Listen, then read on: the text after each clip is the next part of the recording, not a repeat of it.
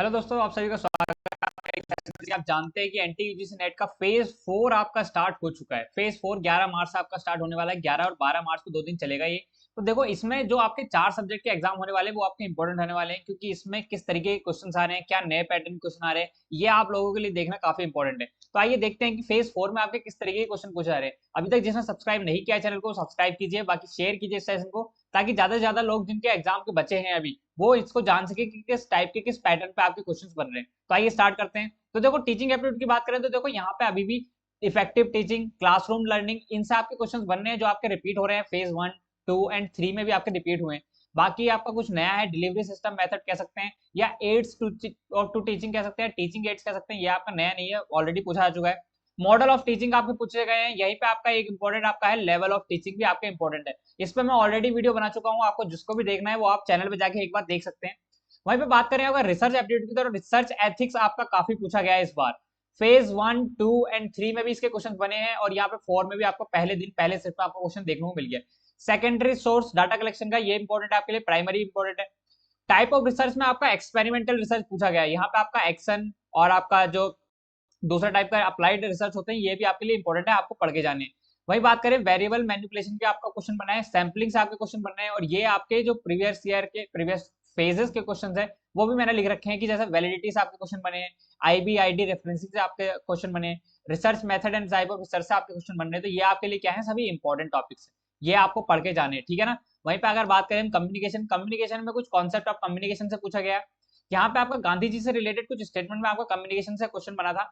बाकी अगर बात करें ट्रांजेक्शनल मॉडल ऑफ कम्युनिकेशन से आपका इंपॉर्टेंट बन रहा है। यहाँ पे आपका इंपॉर्टेंट है लीनियर, ठीक है, ट्रांजेक्शनल, और जो आपका तीसरा है कौन सा, जो आपको बोलते हैं ना बाई डायरेक्शनल, कैसे कह लीजिए, या फिर आप इसे कह सकते हैं कि जैसे कि आपका नॉन वर्बल कम्युनिकेशन से भी आपका क्वेश्चन बन रहा है। यहाँ पे आपको बैरियर ऑफ कम्युनिकेशन से भी आपके इंपॉर्टेंट क्वेश्चन बने हैं, ठीक है ना। बैरियर ऑफ कम्युनिकेशन, इससे भी क्वेश्चन बने हैं। 7 सीज आपका इंपॉर्टेंट टॉपिक है जिससे आपके क्वेश्चन बन सकते हैं, ठीक है। वहीं पे अगर बात करें आईसीटी, तो आईसीटी इस बार काफी घुमा फिरा के क्वेश्चन पूछ रहे हैं, काफी ज्यादा क्वेश्चन पूछ रहे हैं। तो देखो, अगर बात करें हमारे यहाँ पे वायरस से आपका क्वेश्चन बना है, वाना क्राई, इससे आपका क्वेश्चन बना है। अब देखो, इससे क्वेश्चन बना है इंपॉर्टेंट, ये क्या है, ये 2017 में आपका एक वायरस अटैक था, जो कि आपका रैंसम वेयर अटैक था, ठीक है ना। रैंसम वेयर आपका अटैक था, और इसमें क्या था, इसमें ये अटैक हुआ था वॉर्म के थ्रू, ठीक है ना। अब इसमें क्या था, इसमें आप जो जब आपका करप्ट कर दे रहे थे सिस्टम को करप्ट करने के बाद आपसे क्या पूछा जा रहा था, आपसे रैंसम ली जा रही थी, और वो भी किसमें, बिटकॉइंस में। तो बिटकॉइंस यहाँ पे इंपॉर्टेंट हो गया, तो इसलिए इंपॉर्टेंट हो जाता है आपका वानाग्राई, यहाँ पे पूछा गया है। HTTP hyper text transfer protocol already हम कवर कर चुके हैं, ये भी पूछा जा चुका है। मैचिंग में क्वेश्चन आए थे कुछ।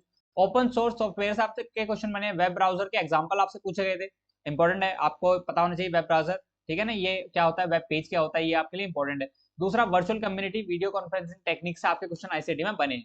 वहीं पे अगर बात करें हायर एजुकेशन, तो इस बार भाई एनईपी 2020 से बहुत ज्यादा क्वेश्चन पूछे गए हैं आपके।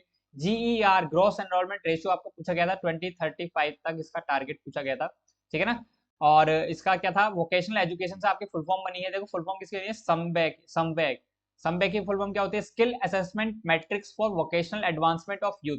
याद रखेंगे, इंपॉर्टेंट है। एनएसक्यूएफ ने इसको लॉन्च किया था, 2014 में लॉन्च हुआ है। एमओई, मिनिस्ट्री ऑफ एजुकेशन, जो तब क्या थी, एमएचआरडी थी आपकी, ये आपकी इंपॉर्टेंट है। इसी के साथ मैंने डिजिटल इनिशिएटिव पे आपके क्वेश्चन एक वीडियो बनाई है, जो आपके लिए इंपॉर्टेंट है, जिसमें मैंने 25 प्लस डिजिटल इनिशिएटिव आपके लिए बताए हैं, जो आपके लिए इंपॉर्टेंट हो सकते हैं आने वाले एग्जाम्स में।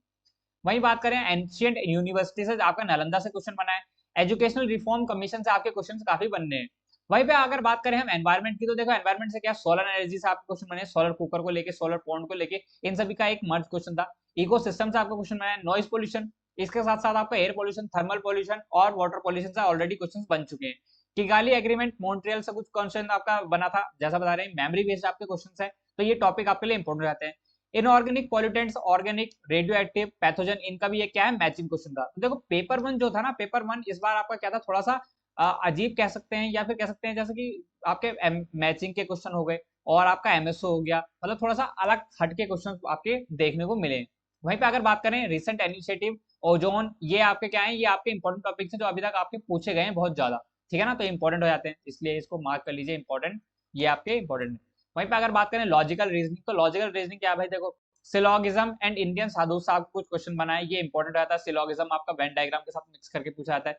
फैलिसिस आपकी इनफॉर्मल फैलिसी पूछी गई है, इंपॉर्टेंट है। इंडियन लॉजिक में आपका न्याय फिलोसफी पूछा जा रहा है, आपको पूछा गया था कल्पा, निरुक्त, मीमांसा, इनसे आपको क्वेश्चन बने हैं। वहीं पे स्क्वायर ऑफ अपोजिशन आपके लिए बहुत ज्यादा इंपॉर्टेंट रहता है, इससे आपका कॉन्ट्ररी के स्टेटमेंट बेस्ड एग्जांपल क्वेश्चन बने थे, लॉजिकल इक्विवेलेंसी के आपके क्वेश्चन यहाँ पे देखने को मिले। मैथ्स एंड रीजनिंग सबसे इजी पार्ट यहाँ पे जो आ रहा है अभी तक मैथ्स में, यूजीसी नेट में सबसे इजी जो पार्ट रहा है वो रहा है आपका मैथ्स। मैथ्स में क्या है, डायरेक्शन से क्वेश्चन बने थे डिस्टेंस के साथ साथ, लेटर सीरीज से आपका क्वेश्चन बना है, नंबर सीरीज से भी आपका क्वेश्चन बना है, कुछ 51st सीरीज आपको टर्म निकालनी थी, ठीक है ना। वही पे बात करें प्रॉफिट एंड लॉस का क्वेश्चन बना है, सिंपल इंटरेस्ट का क्वेश्चन था, एक शायद ईयर निकालना था, इसमें ईयर पॉइंट का करना था, इजी क्वेश्चन था। टाइम एंड वर्क का आपका इजी क्वेश्चन था, तो ओवरऑल मैथ्स आपकी रही है इजी। वहीं पे अगर बात करें डीआई थोड़ी सी कॉम्प्लेक्स इस बार कही है, क्योंकि ये कुछ मिक्स करके दे दिया, पीपल डेवलपमेंट से कुछ मिक्स करके दिया था, मतलब कुछ डीआई टाइप का बना हुआ था और उससे आपके क्वेश्चन देखने में थोड़े से टिपिकल से लग रहे थे। अगर आरसी की बात करें तो आरसी आपका इजी था और डायरेक्ट क्वेश्चन थे, आप 5 में से 5 क्वेश्चन इसके आराम से कर सकते हैं, तो इसमें कोई इशू है नहीं। तो देखो ये आपका पेपर 1 जो शिफ्ट 1 में रहा है उसका मैंने एनालिसिस यहाँ पे किया है, कि आप इसको देख सकते हैं कि किस टाइप के आपके क्वेश्चंस बने हैं। कुछ ऐसा नया नहीं पूछा गया है, कुछ हार्ड नहीं पूछा गया है, इजी क्वेश्चंस बने हैं, आप आराम से इसको सॉल्व कर सकते हैं। ठीक है, तो इसी के एनालिसिस में इतना था, बाकी हम मिलते हैं शाम को आपको डिटेल एनालिसिस के फुल डे का आपको एनालिसिस देंगे। बाकी अभी तक जिसने सब्सक्राइब नहीं किया है वो सब्सक्राइब कीजिए, शेयर कीजिए इस सेशन को, बाकी आपकी तैयारी आप करते रहिए और आपको आपके एग्जाम के लिए गुड विशेस। Thank you.